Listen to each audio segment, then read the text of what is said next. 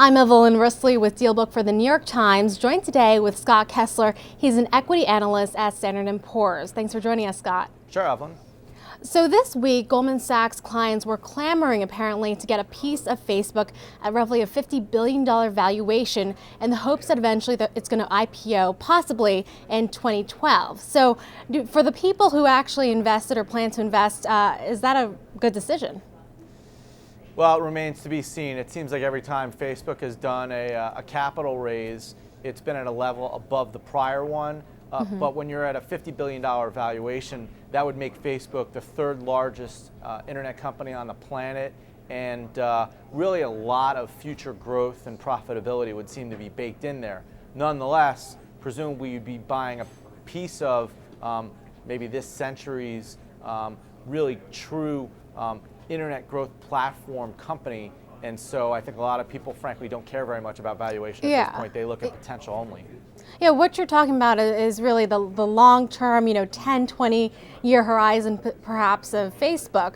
But do the numbers today that we're seeing coming out of Facebook, do they at all jive with a lofty valuation near 40 billion at 50 billion? I mean, recently we heard news that this year Facebook potentially made about 2 billion in revenues, and last year they made about a billion or so. So do you think that the numbers seem to show an upward trajectory that would match that valuation near the time of an IPO? Well, to some extent, right? Because you're looking at the unconfirmed numbers suggesting that Facebook basically doubled its revenues in 2010, and frankly, they've only just begun in terms of monetizing their user base, their traffic, a lot of the potential that they have. So it's fair to say that they have a lot of, let's say, greenfield and a steep trajectory ahead of them. The question, however, is how long would they be able to sustain that level of growth? And as we've seen, things can change very quickly in this segment. It's not lost on us that while everyone's so excited about Facebook, people were talking about the potential for a major restructuring at MySpace and a potential sale of that asset only a couple of years after that was actually the most popular and heralded social media platform. So we think, sure, maybe the valuation's appropriate, but there are substantial risks here that, frankly, we think most people don't really care about at this point.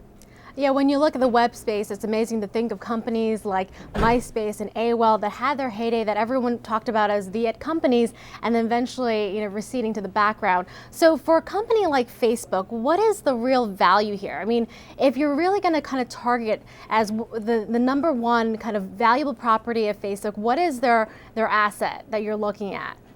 Well, I think it's fair to say that Facebook has a couple different elements to its asset mix and ultimately its revenue and monetization model. The most obvious is the fact that they're probably pushing up on 600 million users around the world, and they really haven't scratched the surface in certain geographies, China, for example, other places around the world. So you have to look at just the sheer size of the user base, right, and how quickly it's grown.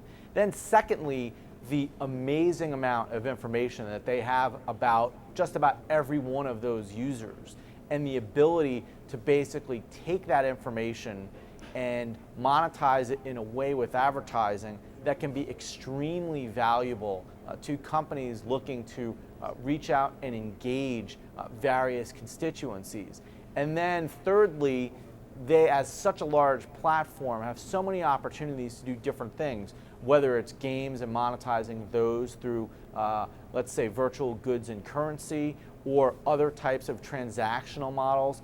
There is a tremendous amount of potential, and we haven't even talked about mobile, but the question is whether or not they'll be able to fulfill that promise quickly enough before, say, other companies start infringing upon what they've been able to build. Facebook has certainly accelerated quite fast to reach 600 million users worldwide. But the question, I think, is after the IPO, at some point, Facebook's growth rate will have to decelerate. I mean, there's only so many people, right, in the world. So when that starts to happen, do you think that soon after the IPO, they won't be able to sustain a $50 billion plus valuation on the market?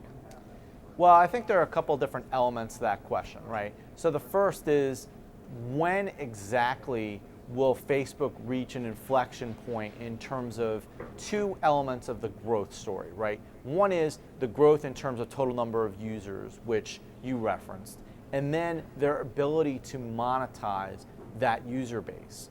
And I would argue that those are kind of on different tracks to some extent at this point, because they've been working very hard since inception to grow the user base as quickly as possible. And we'll see what kind of momentum they can sustain over the next couple of years. The next question is monetization, right? They've only really started, we think, to prioritize and invest in and really focus on the ability to use all that data and the vast traffic that they accumulate for advertising, for transactions, for virtual goods and currency, etc. And so I guess what I would say is, look, it's inevitable that at some point we're going to see decelerating growth in both of those areas.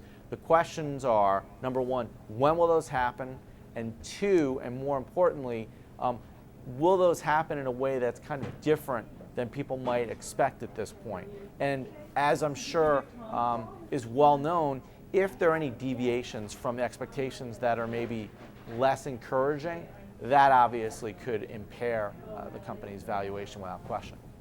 Well, thank you so much, Scott. I guess we'll have to see in 2012. So once again, my guest today has been Scott Kessler, and he is an equity analyst at Standard & Poor's. I'm Evelyn Rusley for DealBook at the New York Times.